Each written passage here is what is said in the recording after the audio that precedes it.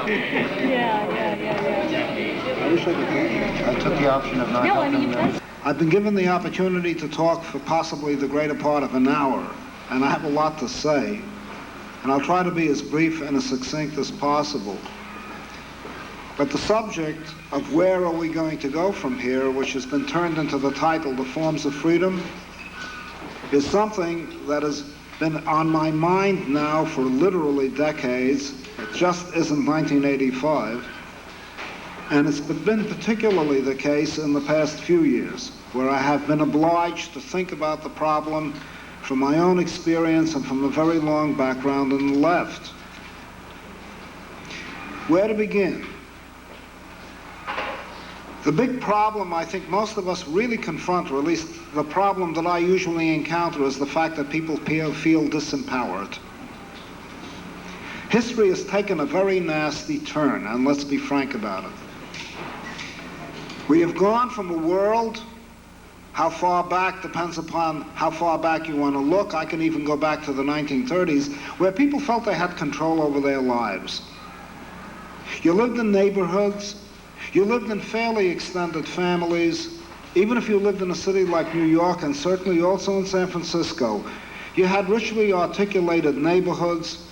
You had very strong mutualistic support systems. We hung out on the corners of our candy stores, which were our public fora, where we could have discussions of all kinds, whether they were personal or political. There was, when I was younger, a very intense political life. It isn't so much that television has brought people into the house and kept taking them out of the streets. It's that even if people at that time, or let's say more particularly now, wanted to go out in the streets, they wouldn't know what to find. That's the problem. We have an enormous amount of corporate centralization, an enormous amount of state centralization, an enormous amount of gigantism, a tremendous amount of homogenization, and not only because of television. It's because something has happened, especially since the 1950s, which is very strategic.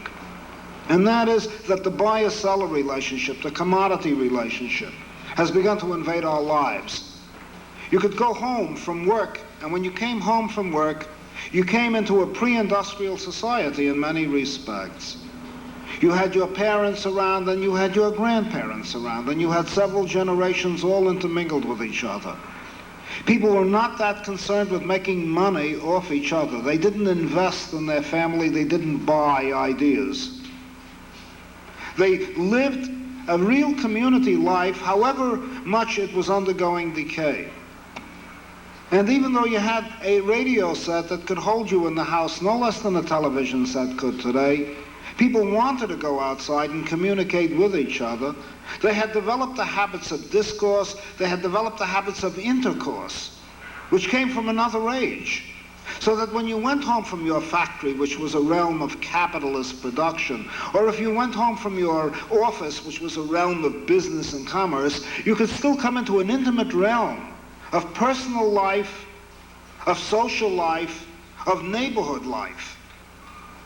And that realm, as it were, was a place where you recreated yourself through support systems. I don't mean a place of recreation. I mean a place of recreation, reproducing yourself and your personality. And through this intimate contact, it was possible to become a stronger individual even though you lived in a more collective environment.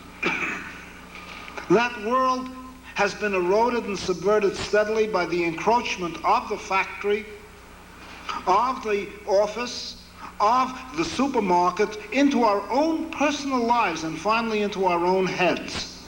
We think in terms of buying and selling more and more. And I come across this repeatedly when somebody says to me, I don't buy that idea, and in which I respond, I'm not selling it. And I've used this line over and over again, because it is, to me, the typification of the way in which people deal with idea, deal with culture, deal with the most intimate relationships they have. They invest in a marriage. Who the hell ever invested in a marriage? In a business, perhaps, yes, but not in a marriage. So people, in a sense, are being hollowed out. It isn't only television that is doing it. Television, as it were, is filling an increasingly empty vessel. That's what's happening. And there, taking over the world of imagination, taking over that world, that dream world, that magnificent dream world that the child still has and which the rest of civilization repeatedly represses in the course of what we call maturation or becoming mature.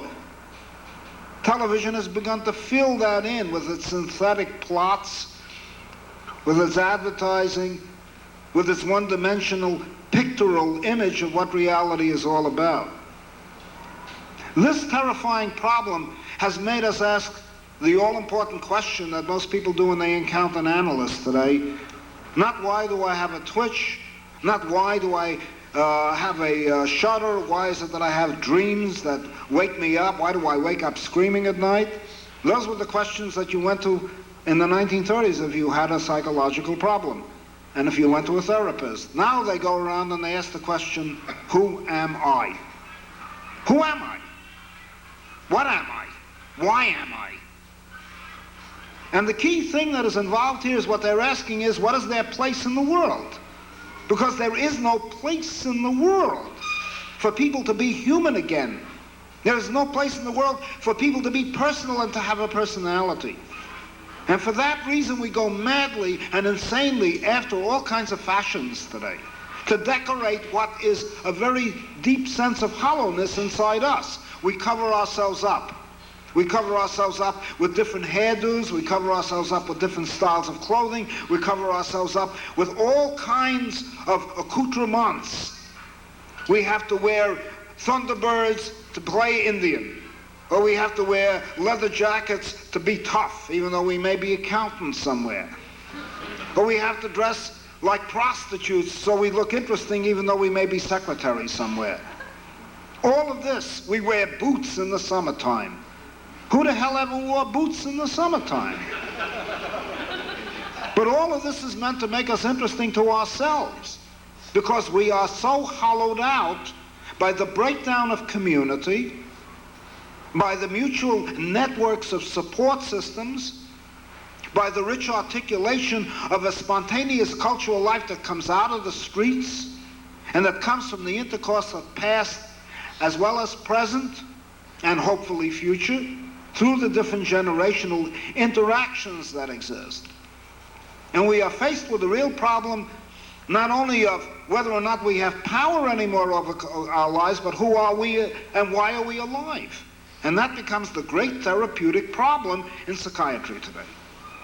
This points to a very deep sense of disempowerment, as I said, that emerges from the large corporations, that emerges from the invasion, the enormous concentration of the state, and that emerges very significantly from the marketplace into every recess into which we could retreat 30, 40, 50 years ago, or even 20 years ago. The counterculture was an attempt in the 1960s to recreate again a community in which we could retreat. A network in which we could again develop a sense of identity, a sense of solidarity, a sense of community that has been eroded steadily, not only by television, but by the marketplace, by the buyer-seller relationship, by the reduction of everything to an object, to a thing, to an investment that you either buy, that you sell, feedback, input, output. And that's the problem we face. The title Forms of Freedom does not fully convey what could possibly be the point of departure for a solution. You can have a lot of free forms that can become ultimately very totalitarian. Let's not kid ourselves. Or they can become very parochial. If we started up town meetings, for argument's sake, and what could be more intimate, what could be more communal than a town meeting of the kind that is usually idealized in New England? After all, that was the town meeting that gave us the nuclear freeze issue, 180 Vermont towns, along with several Massachusetts town meetings. We would still have the question again, not only of the forms, but what would be the content. These very same town meetings can go very reactionary as well as progressive. So in talking about the forms of freedom, I want to make one thing very plain. I'm also talking about what these forms will be filled in with. Without the freedom that has forms, you're not going to have freedom. If you don't have the container of glass of water, then the water will lie all over the table and finally spill to the ground and ultimately evaporate. You must have the container, the forms. But what you put in those forms can be very toxic or they can be very liberatory. So when I talk about forms of freedom, I always make that reservation: what are we going to put in the way of these forms? What are we going to fill these forms with? And what kind of people are going to be, as it were, catalyzed by these forms into rich personalities? What kind of communities will create these networks of support that will underpin personality and give us the feeling of strength that we are standing on a basis from which to project ourselves as individuals, culturally, sexually, in terms of gender, ethnically, in all our different facets of life and the different roles that we play.